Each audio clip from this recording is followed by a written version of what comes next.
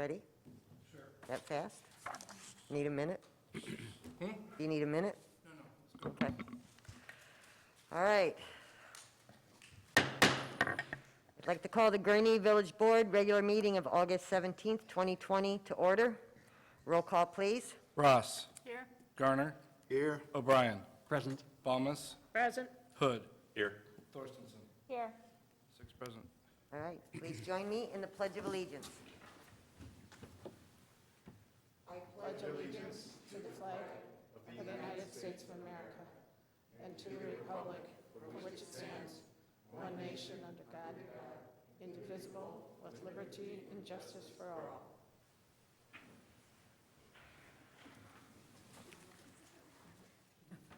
All right. First item is approval of the consent agenda as presented. So moved. Motion by trustee Balmas, second by trustee Garner. Roll call, please. Ross. Aye. Garner. Aye. O'Brien. Aye. Balmas. Aye. Hood. Yes. Thorstensen. Yes. 6 aye. All right, motion carries. Patrick, please read the consent agenda into the record. Item number 1, approval of the minutes from the July 20th, 2020 and July 27th, 2020 Village Board meetings. Item number 2, approval of recommendation to award the Bittersweet Golf Course Clubhouse Roof Replacement Project to Red Feather Group at a cost of $39,770. Item number 3, approval of payroll for period ending July 17th, 2020 in the amount of $872,448.48. Item number 4, approval of payroll for period ending July 31st, 2020 in the amount of $872,679.02. Item number 5, approval of bills for period ending August 3rd, 2020 in the amount of $303,020.39.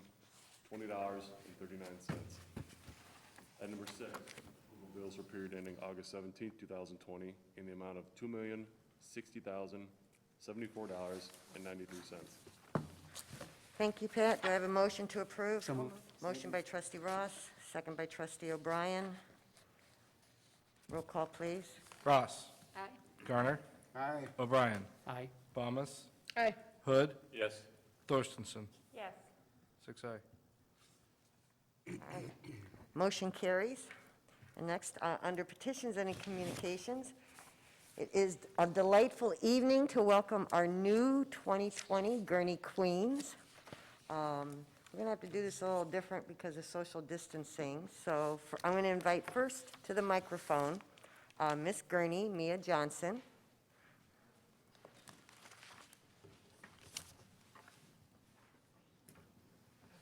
Welcome, Mia. Hi. Why don't you tell us a little bit about yourself? Yes. So I moved to Gurnee when I was about 9.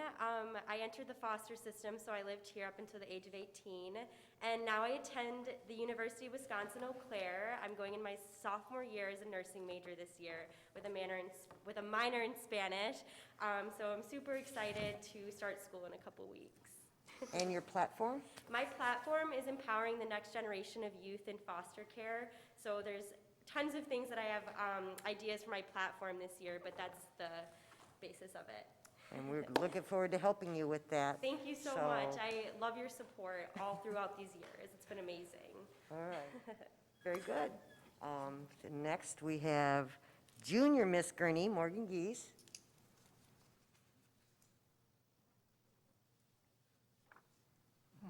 You can lower it. Okay. Hi. To tell anything about myself? Anything you want to Okay. tell us, Morgan. Well, my name is Morgan Heiss. I have lived in Gurnee my whole life, so 13 years. I go to Woodland Middle School. I am going into 8th grade. I am a cheerleader and a lacrosse player, and I was Little Miss Gurnee in 2016 and am now Junior Miss, and I'm super excited.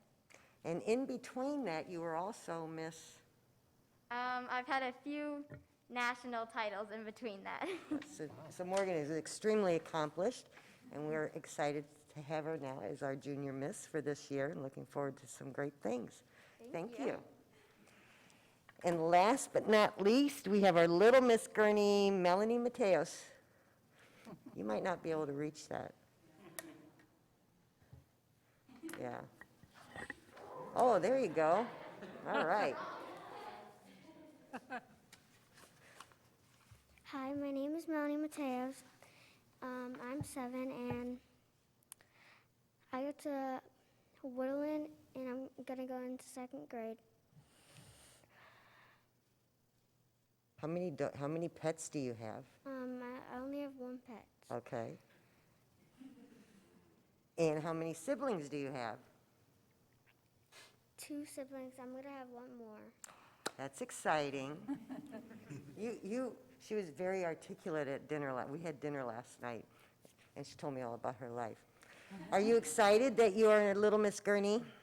Yes, I'm very excited throughout this whole year. Okay. Very good. Well, we're really glad to have you girls. It was a little disappointing not having Gurnee Days this year, which is usually your big coming out, but I think they're going to find a way to make it up for next year, and we'll have double queens in that. Myself and the village board, we have some gifts for you.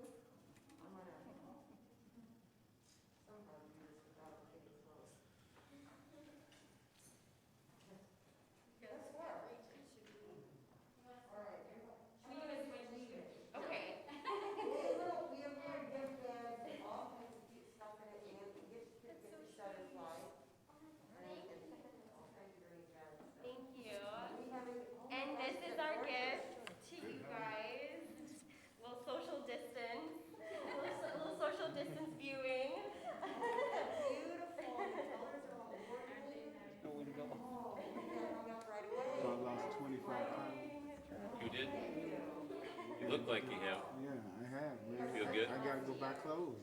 My pants are falling. Congratulations. Literally, I'm like yanking the belt, you know? Isn't that something where people say COVID-15 and it's like, I know more people.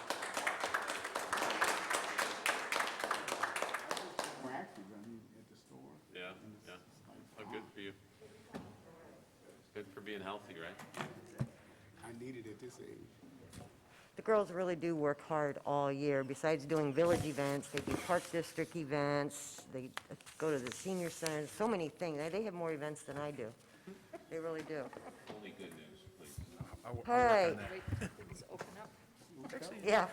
Pretty good news. Actually, we have 2 grand openings scheduled in October.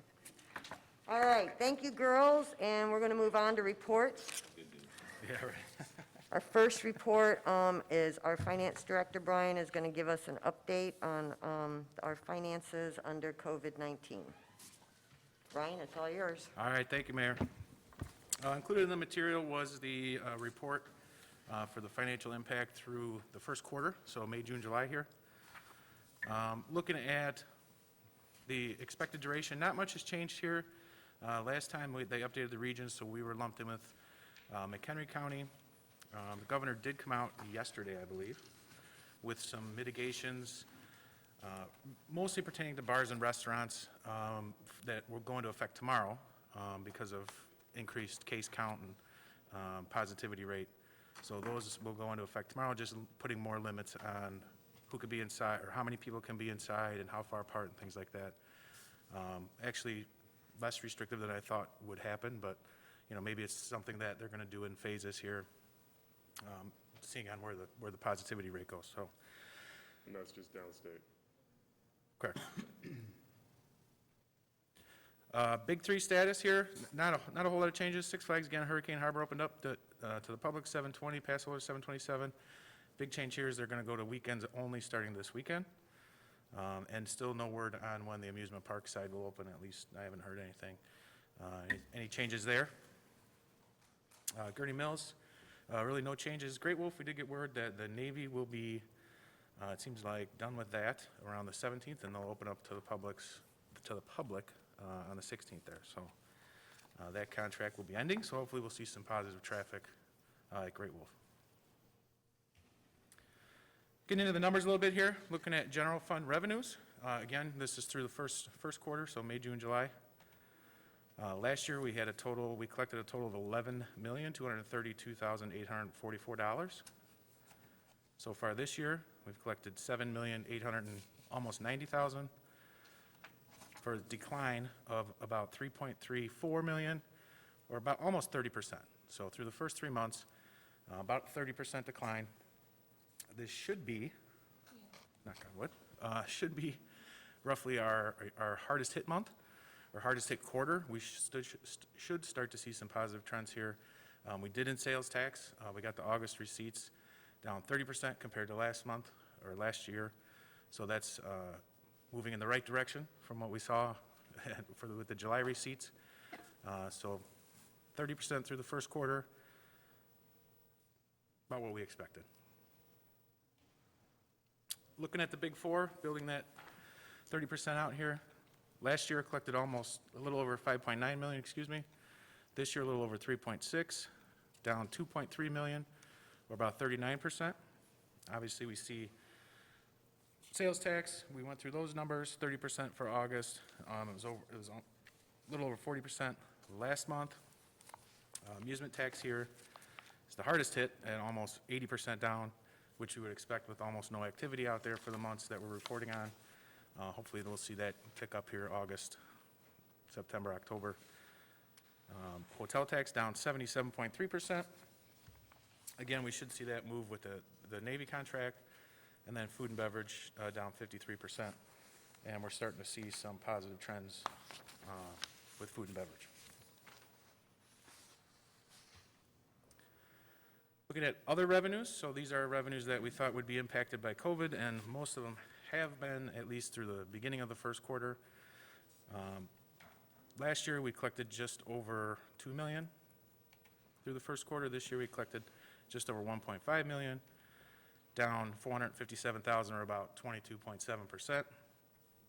Big movers here that we've seen is income tax actually bounces back in August. So I don't know that we've seen the worst of that yet. That one's probably going to be a little bit more lagging than some of the other ones. But we saw the court fines and other fines and charges for service, basically ambulance fees there that we were looking at, have all pretty much bounced back in July and August. Starting to see that. So they're moving in the right direction. So the first quarter for those should be the worst of it. And for ambulance fees at least, we're right on track with where we were at the same time last year. So on the expenditure side, I'll spend a little more time on the expenditure side this time. We've kind of always focused on revenues. Wanted to spend a little time on what we're doing to make up the revenue loss here. Talk more about expenditures. So last year through the first quarter, just over 10.4 million. This year, just over 9.2 million. We're to the good, 1.2 million, or about 11.5%. Looking at the projections of where we think we'll be come the end of the year with some of the steps we've already taken, that 10% seems to be right about where we should be from the standpoint of savings on the expenditure side. So hopefully see that carry out through the rest of the year. What that means for fund balance, last year we actually contributed through the first quarter, $826,000. This year we've used 1.3 million for a total net year-over-year used fund balance of 2.1 million. So 2.1, almost 5 more in fund balance that we've used this year than last year. Again, right about where we anticipated it would be. A little better actually, given the sales tax numbers that came in, better than we had anticipated. Still down significantly, but not quite the doom and gloom that I had anticipated, being down 75% and 50%, but there's still using quite a bit of fund balance here. So what that looks like, beginning fund balance, we had 62%, 27 million. The anticipated revenue impact of 25% is about 10 million. The expenditure reductions, we had laid out 3 million, and we'll talk a little bit more about these in a minute. We can get to 5 million.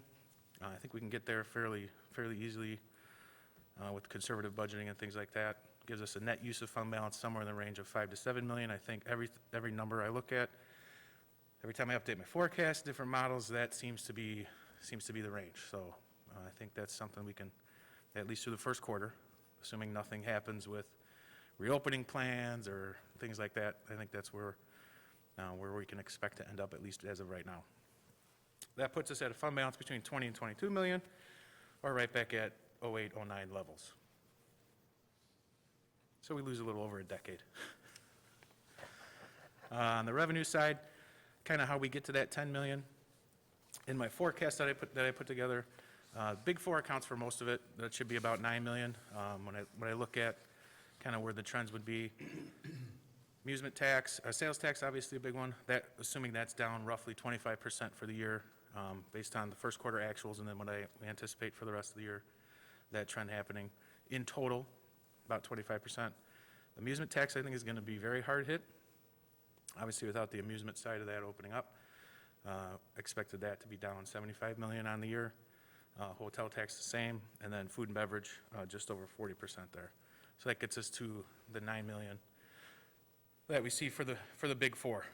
Other COVID-related revenues, 750,000. We think about 11%, and then other general fund revenues, about a $600,000 hit there.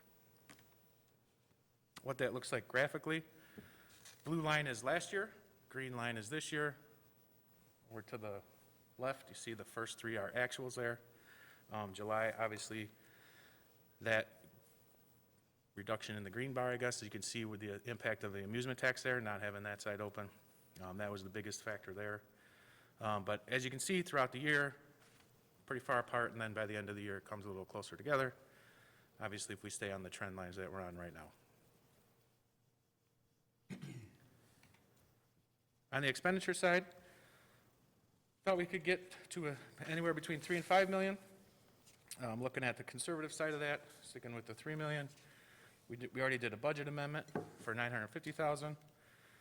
Personnel adjustments of about 1.4. We talked about kind of our tier 1, 2, and 3 adjustments that we can make. New positions, holding new positions, open in the budget, part-time and full-time.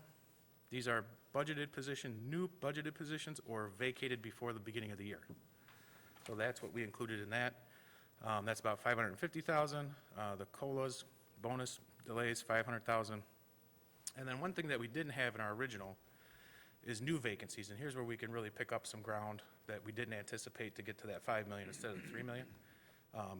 New vacancies, as of right now, what has already been, either retirees or things like that, about 350,000. There's more anticipated for the year, but obviously I don't want to count those until we're closer to it being a sure bet. Essential spending only gets us about 600,000, and that's a mix of contractual, professional, some capital and supplies, and then meetings and conventions and training. Just to note that the training line was only about half of the training, so essential training is still going to happen. We wouldn't risk anything public safety-wise, but kind of that additional training is what we targeted there. And then other funds, water and sewer, we're still seeing it down 20%. That hasn't changed. Water consumption down 20%. That equates to 1.5 million. Where I delayed capital, we talked about the additional principal for the IEPA loan.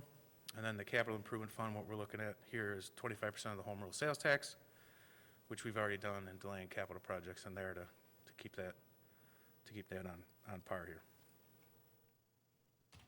And that is it. Happy to take any questions. We do have some bright spots. It's been very active development-wise the last 2-3 weeks. So obviously you saw the Binny's announcement. There's something that we should have before the board September 14th. We've had meetings with a couple different developers. So there's got a lot of losers in COVID, but there are always in any crisis winners. And they seem to be looking at Gurnee for their businesses, so that's good. Yeah, it helped the building permit projection. If David was here, I'd put him on the spot, but. No, I mean, and some of that's going to be sales tax heavy and food and beverage tax heavy. Well, Binny's definitely is food and beverage tax and sales tax. We did have a meeting with the Royman Group about a development, and he said on the phone that car sales were up, which I found hard to believe, but then when I'm looking at the numbers, there is no home rule sales tax on car sales, and that's probably the difference Just between the 1%. two. So obviously, car sales are going strong.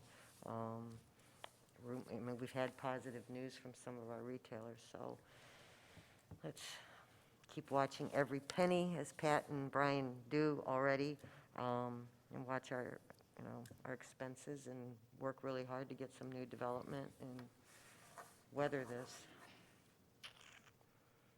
Any questions for Brian? Anything that you'd like to see in these reports that he's not including or you think would help with perspective or?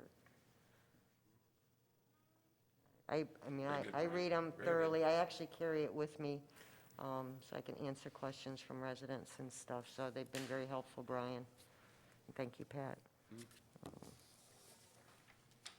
All right.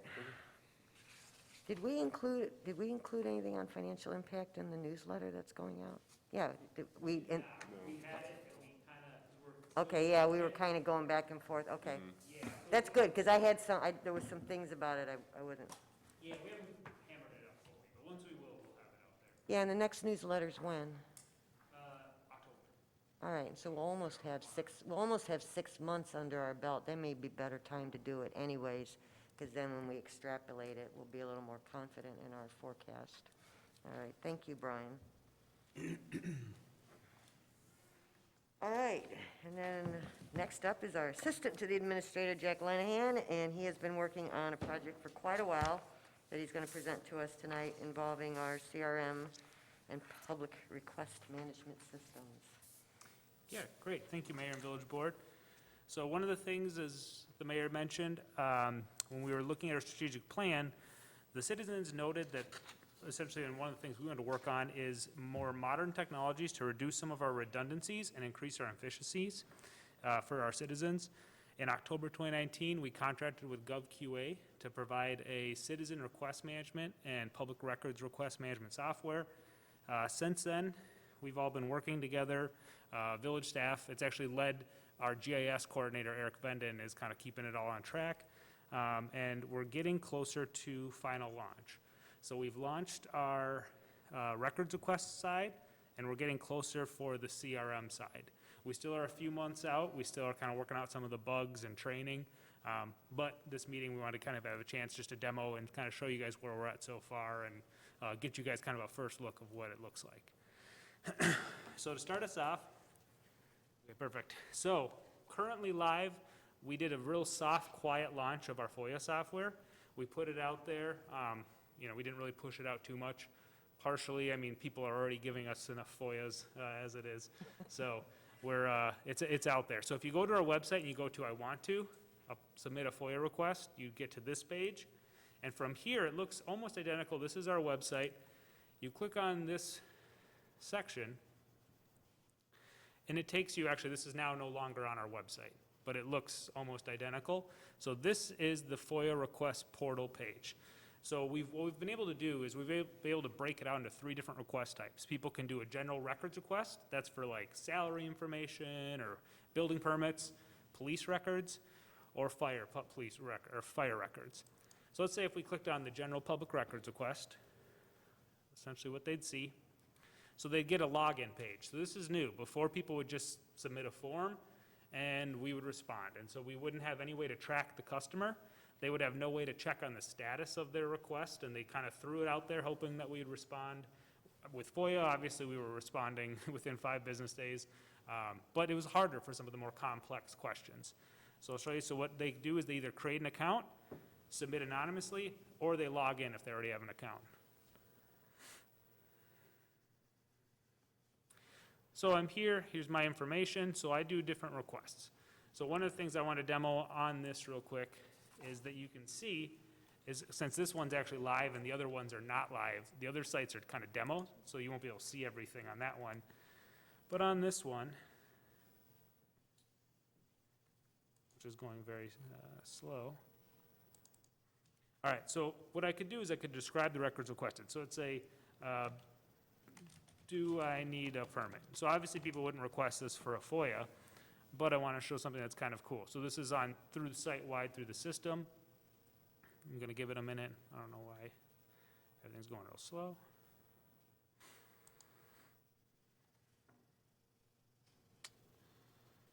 All right, well, it does work. It's just right now, I don't know. Obviously, because I'm doing the demo, it's not going to work. But essentially what will happen is we'll get deflection. So what it'll do is actually on the side will pop up, essentially attempt to deflect your question. So what it'll say is, so since I asked this, it'll say, do I need a permit? Anything that kind of comes up with it, it'll show all the various types of Like, do I need a driveway permit? And yes or no.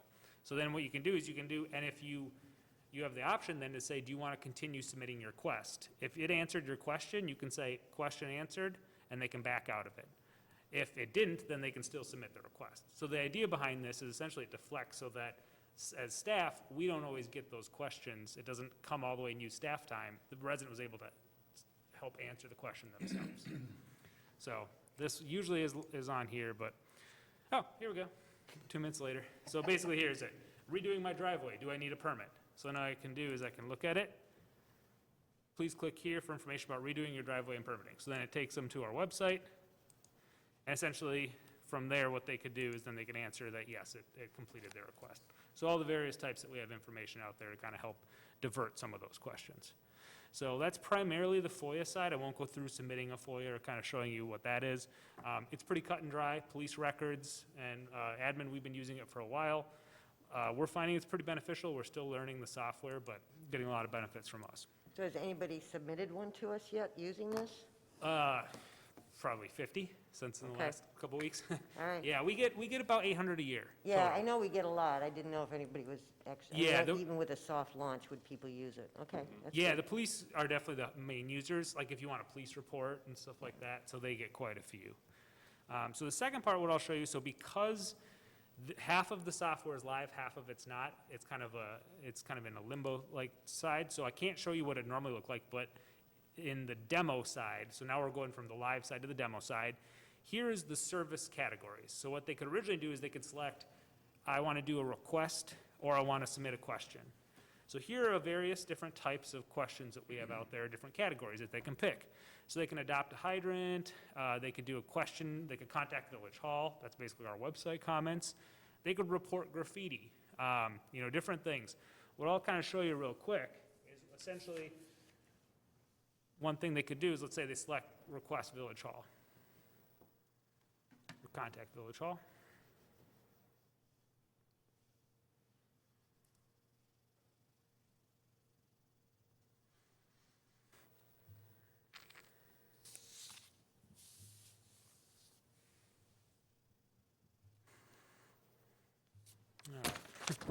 I'll cut down a couple of these because the servers are going pretty low. But essentially what they can do is they can ask their question, and then this is the option I want to show too, that they can contact the mayor and village board.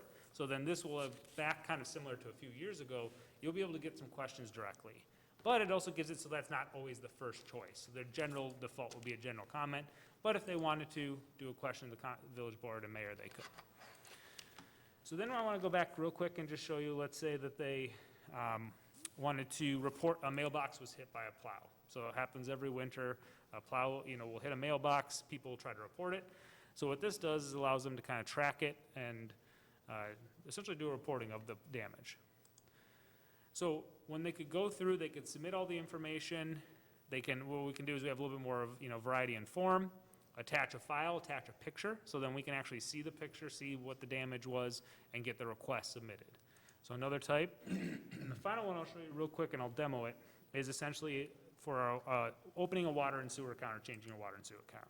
So let's say if you got a new phone number, you need to update your water and sewer, a new email, or you're moving, this is one of the forms that would allow you to do so. So it's interesting, a cool little feature of this one is you can select, or you can open, change, or close, and whatever you select changes the form that you get. So if you're going to change it, essentially you can pick, and if you say, I just need to change my email address, it just gets your new email address. If you also need to do your phone number, it adds a category for phone number. If you're going to open an account, you go through all the steps, and so I'll just do,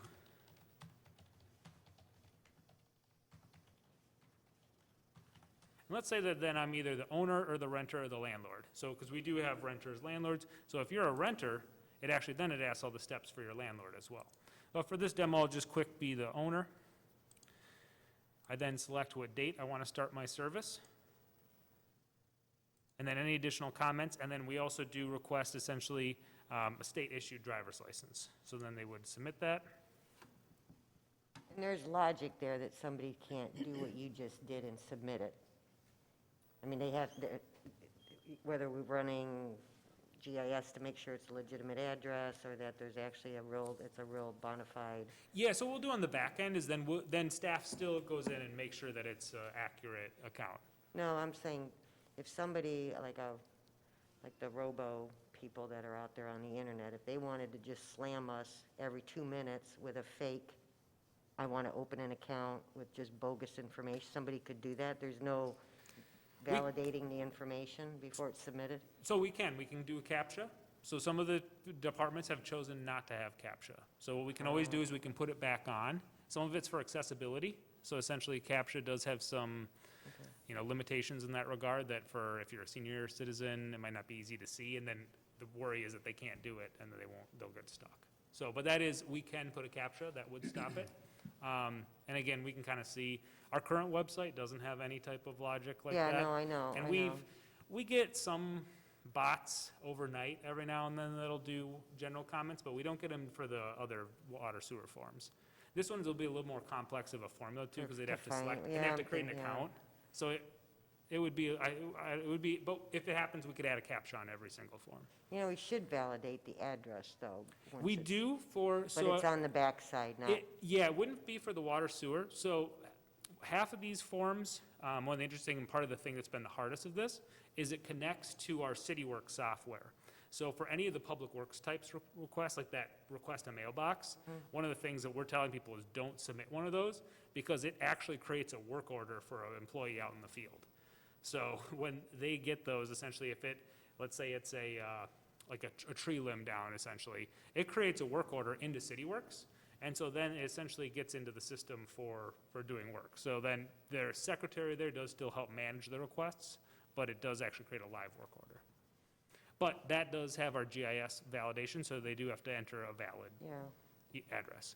So I'll show quick too, just if you want to see what it looks like for me. So as a customer, I can go in and look at my own requests. So I can see all the requests I have out there. So these are all the requests that I've done over time. I can track the progress, the details, and whenever anything gets updated, I get emailed that there was an update on my request. So if they had to ask, like I submitted it, forgot my address, they can ask a question saying, hey, can you add an address? So I'll show you guys that in a minute. This is the front end, I'll show the back end. So that's the front end of the software, is what customers would view. For the back end, essentially, what we can see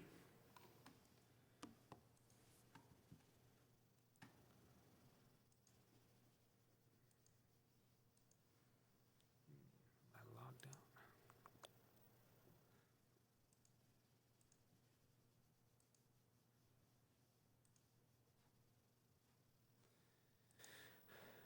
One second.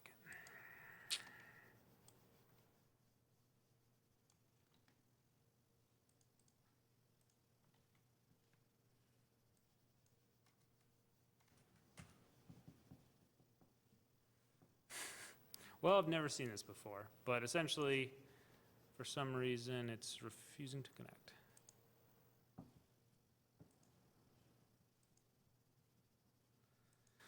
All right, well, I'll give that a minute. So again, obviously that happens with the demo. And this was part of what I was worried about, is we have a lot of different pages here and not a computer that I'm familiar with. But so what I'll show you then, so that's part of it.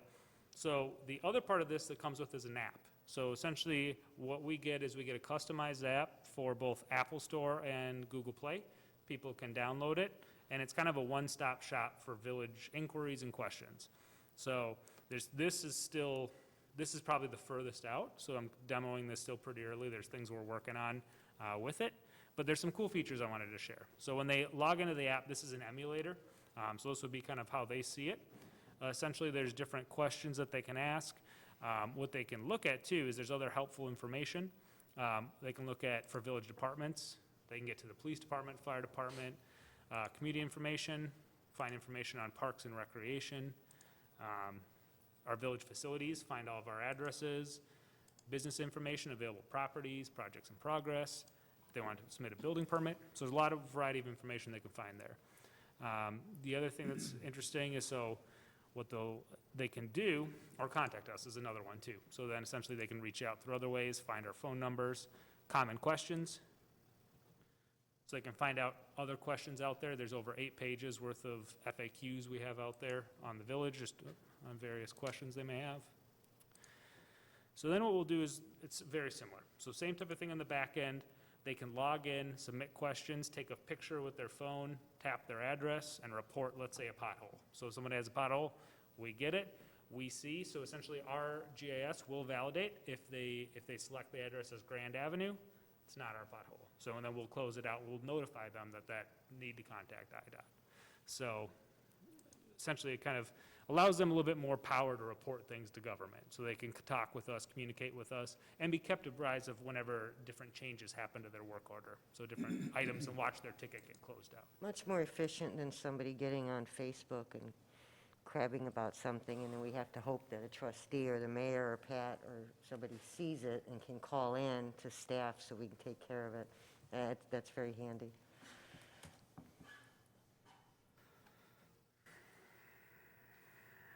Yeah. Well, I won't be able to show the back end and how we close it out, so, but it's been working for us for the last 3 or 4 months, so we've been having quite a bit of luck. I don't know if I'm running into a firewall or what, but essentially what we can then do, the back end, it gives us a lot more flexibility. So if we get an inquiry that goes to the wrong department, we can assign it to a new department. We can add tags, so we can tag other staff members, add different documents, create internal logs, and then we can also view the customer. So what we can do is we can see what the customer, their various inquiries over time, tracking kind of what they've asked us, and see kind of create a pattern for the person instead of just remembering that person over And then on- doing a search on the email. Right, or doing an email search. So what we can see is we can build customer information. We get reports, so we can see reports on what's our average close time, so we can work towards FOIA. If the Attorney General tomorrow asks us to submit all FOIA logs, it's a huge process to do. We can do it, we keep it, but what this does is it automates it for us. We just hit export, an Excel spreadsheet prints out, we can see all FOIAs, all communication, all in one central spot. It allows us to upload large images, so if somebody over the weekend sent about 45 screenshots to one of our detectives, I had to go in and manually download everyone and get it to the detective. This can get it right over, they can upload it, and they can get all the information where we want to get to, so. No, this is really impressive. So if 6 months from now or something, the board said, we'd like to see a report on all the customer requests, citizens' requests submitted, and what the turn time was, how many were resolved within so many times, we can do that. Yeah, right, so we can see essentially what's the percentage that, and the other thing that it does is it'll notify you. So if you have one that's open for a while, we create essentially time frames for it. So let's say it's 7 days that this needs to be responded to. If you don't respond in 7 days, it gives you some warnings. If you bypass your 7-day window, it notifies your supervisor that the account that essentially hasn't been responded to. So it'll escalate it and make sure that it gets done. And we can Very also nice. do other statuses so we can change it. Because some things, if somebody submits an easy, a dead animal on their street, we can get a public works crew out there, we clean it, take it off. If somebody's having a long-term issue with the railroad, it might be open for 6 months, and that's just the nature of it. But what this does is allows it to stay open, and they can see our correspondence. So we could build in notes to the customer saying, hey, we've had a new change in this, we have new information to share with you, so. No, very impressive. CRM If it will make works. everybody's lives easier. I know a lot of work and thought had to go into this too, so hats off to you, Eric, and the project team. Questions from the trustees? Trustee O'Brien? Actually, one you just mentioned. So let's say 10 people ask about the railroad. Do you have to respond to all 10 people, or does something going out automatically? Yeah, so something won't go out automatically, but what we can do is, so similar to when I showed at the FOIA about the building permit and the similar requests, we can put out an FAQ about it, and so what it'll do is it'll create deflection. So we have to kind of jump on it ahead of time, but what it'll kind of show is it'll show them that, hey, that question's been answered. So part of the deflection, for example, has our collective bargaining agreements, so we get that FOIA'd quite a bit. We already have it out on our website, but people don't bother to search for it. They request it from us. This will deflect it and tell them essentially that it's out there. So. Neat. I had one other, fascinating, by the way. Thanks, Jack. I did have one other one. So like a new homeowner that comes into town, or residents, is there like a checklist or something that says you're going to need to do this and this and this? Welcome to Gurnee. We've kind of talked about that for village-wide of having kind of a new resident checklist. I know that they've created a guide in the past. The problem is it changes all the time for the various information. But we do have a lot of the information out there, and that's some good ideas of what we could put in the FAQ just for, because we get requests of, who's my service provider for trash and stuff like that, so. And we, because we did have the new resident thing, and then we had one on opening a business and stuff, but they were handbooks, and every time we changed anything, then you'd have to, but now that we're moving more to this and mobile, it opens up the opportunity to do those now, and then it's very quick to make the change without having to print everything all over again. So we can get there, help Jack remember those little things. Once the project's Sure. done, things that we can do to make it better. Great presentation, though. Thank you so much. Trustee Garner? Making requests easier through CRM, is that going to be an issue for staff to respond? Because, Yeah. the requests will be easier to, and people just submit many of them. Is that going to be a challenge? In some ways, yes. I mean, I can tell you, I know firsthand, a lot of communities in our area, to submit a FOIA request, they don't put a form out there online. You have to mail it in, and, they make things really difficult for you. Our website comments is very easy. People already will go to it and they'll bypass doing any of the legwork themselves, because it's so easy. So that's kind of what they'll do, is rather than ask the question or try to find something, they maybe spend, a few seconds and then just ask a question. So that is a risk. By the easier you make it, the more we get. Sure. The good news is it gets the right people. So our current process was supposed to be a temporary process with our new website, but when they request to us, I actually am the man behind the screen. I assign them to the different departments. So, but what that does is it can create a lag time. So if I'm out of the office, or if I'm catching up on, and we will get, sometime a crazy weekend, we'll get like 20 requests. By the time then I send it to, the police department, who then sends it to the right officer, it can take a little bit of time, where Sure. this will hopefully get it right to the right person from the start, so. Thanks. Yeah. Trustee Thorstensen?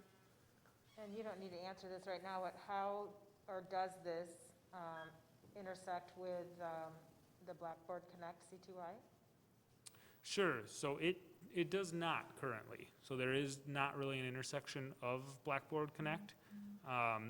So, we can kind of create some info out there for some of the FAQs, that's an option that they can sign up for.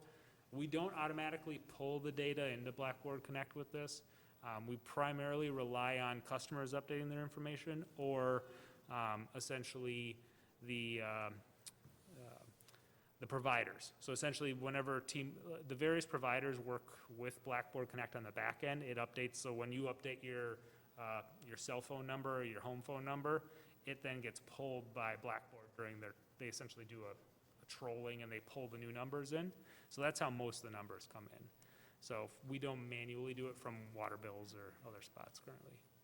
And then a follow-up quick, if, the reason why I asked is, when the derecho storm came through and you, it looked like sent something out in the middle of the day via Nextdoor, would that still be the preferred way to communicate? Or is there somehow another way to get information into the mobile app so that you're not getting 20 requests overnight for public works assistance or something? Yeah, so no, this definitely would be the number one. So if people have like a service request, this would be the way that the best way for them to kind of get to us. It doesn't necessarily work backwards, though. So we wouldn't be able to proactively reach out to people through the CRM. We still would use our various communication channels. Like during the storm, when the sirens went off, it also sent out a CTY call. So we still will rely on those various communications, but this does that back end part of it, and handling the requests. A good example, 2017 flood, we had 140 requests for debris removal, for people that had damaged carpeting and, different stuff. This would really help with that, kind of help route it. So you could pretty much let the next door be your entrance of the introduction of the issue, and then say if you encounter any issues, to go to the next door app or go to the mobile app? Yep. Okay, thanks. Trustee Balmas? This is great and all of that for those who are very computer savvy and that. Are we still accommodating those who are not able to do all of that, computer to send requests and things like that? Yes, of course. So we always will make sure, I mean, we still would always answer the phone and, send out any type of other communication, not through computers as well. One of the nice things is we can actually create requests ourselves on the back end.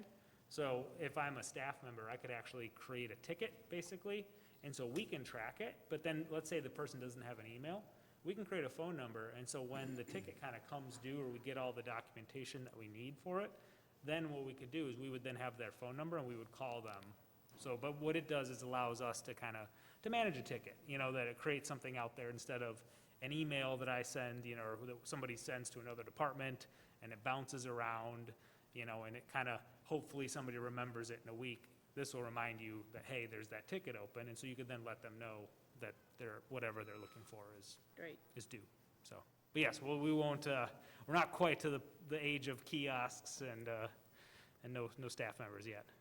Thank God. So, This will Thank you. seriously simplify things, because, I might get a phone call, Jack gets a phone call, Pat gets a phone call, then we get a message on Facebook, then somebody comments on next. I mean, and it's the ability to create tickets, no matter how it came in, and have it in one central place instead of us always trying to remember, oh, how did I get that, and how do I get back to the person, it's the demand or the expectations have changed dramatically, so we have to get the communication and the software to catch up to what we're dealing with. Very impressive, Jack, truly, very, very impressive. Other questions from trustees? All right. I just thought of one. On the FOIA, will you be able to see how many FOIA requests we're dealing with and who they're from? Is there like an inventory that's public? oh, so the public can see? So, Yeah, they can see that, this company has asked us for, 10 FOIAs this month alone or something, just so people start getting an impression of how much we're dealing with under the FOIA. so interestingly, that is an option. So that is out there. You can make it so that every single, you could go from select some FOIAs, or you could go 100%. So there's some communities, like I know the city of Evanston, all of their FOIAs through the software are public. So if anyone submits a FOIA request, it goes up through the software, and you can look and see what other people requested, who requested it. That is an option. I know internally there was a lot of hesitation to that. There is the option that what we can do is for certain ones, we can make it public. So if you have, I can't think of a great example, but let's say you're, the one I'm thinking of is, but like an officer-involved shooting, and you're getting hundreds of requests from the same exact body cam footage from news agencies across the country. You can upload it, respond to one agency, make it public. When the other agencies go to request it, the deflection will actually suggest that request might be out there and stop the FOIA from ever happening if that's what they're looking for. So we opted out on this feature? We always can opt in. It's currently not open through the whole system, but what we can do is we can make certain ones public. So you can list it as, they're currently all private by default, but we can make them public if we wish to. Because we had talked about, not that many years ago, about publishing an inventory of all our Freedom of Information Act requests, because we were getting so many of them, and it would start demonstrating that We get a lot of them are frivolous. We get a decent amount, but there's not a lot of repetitive requests from the same person over and over, or for the same piece of information over and over. I'm gonna put in a fence, I need my plat of survey for my property. I don't know how interested the rest of the community is in a plat of survey for my property. Or I need this certain police report, again, how interested is the community for that? So if it gets to a point that we think that would be beneficial, we can definitely debate it more internally. But really, the amount of FOIAs that we get, they're just a variety across the board. And a lot are related to building permits, plats, which kind of goes with the seasons. The It's bids, summertime, the people are doing home bids. improvements, they need, the blueprints for their house and things like that. So again, I'm not sure how much that would serve the rest of the community and public interest. Okay. Yeah, that'd be Fair part enough. of it too, is like if we share, you requested your blueprints, we provide your blueprints, and then, if it's out there, it might weird some people out. But you could get those without doing the Freedom of Information Act, right? We do run them all through FOIA, Okay. so. All right, well, They I don't mean, have that's to- fair, that's. And they don't have to do the FOIA online, they can still come in to Trustee Balls' point and fill out our FOIA form or scratch it on a note card and give it to us, and we still have to fulfill a request. That wouldn't be something, I don't think that we would load into the system separately and track. I don't know if your plan is for those that come in on paper to load that into the system? We do. Yeah, so we actually, so that's how we started it. So when we started getting like Plata survey requests in paper, we would then send it to, because we'd already emailed them the response. So what we were doing is we created them as a new customer. So if they submitted a FOIA, what we do is then we create a new customer. They'd then get the link to download it. But if they wanted to come in and pick it up in person, we would just do it the old-fashioned way. It's a huge leap forward, even without that option. It's going to save a lot of time, more efficient, we can track it, we can measure it, so, very good. Okay, that is, anything else, Jack, on that? No, I mean, one thing I do want to reiterate too is how much of a team project this has been. And, I'm up here presenting it, but it's not, my project necessarily. Everyone's done a lot of work on this. It's taking a lot of effort. It's a village-wide system, so. An enterprise-wide project, so kudos to everybody. Very nice. Okay, Last thing, committee of the whole meeting. oh, So we don't have anything for the committee of the whole next week. However, we may need another meeting between now and September 14th that we're working on, but nothing that's going to be ready for next week. so any objections to not holding committee of the whole on the 24th? Do I have a motion? Make a motion to Motion approve. for trustee Balmas, Second. second by trustee Garner. All in favor, say aye. Aye. All right. That's the end of reports. We have no old business, no new business. Nope. I'll open the floor to public comment. Can I just Yes. make a note? I received a lengthy email and for someone who wanted me to make sure that we recognize the Public Works for all the work they did after that storm last Oh, week and how Yes. labor intensive it was, and they just did an outstanding job. So I'd like to commend the Public Works for That's very nice. They their did do, efforts. they were on top of it early in the morning and then swept the whole town and, They were still Yeah. out there today working over by the Swanson Tree Trail cleaning up stuff. So I think the end is in sight, obviously from basically the football field between here and 41 got hit pretty hard. So they've been over there working with those residents and getting stuff cleaned up. So they're making some progress, but it has been labor intensive and we've received a lot of positive feedback. So it's no, good. Public Works takes a lot of pride in the community and helping people. Thank you. If there is nothing else, do I have a motion to adjourn? moved. Motion by trustee Balmas, second by trustee Garner. Roll call, please, or no, all in favor, say aye. Aye. Aye. We are adjourned.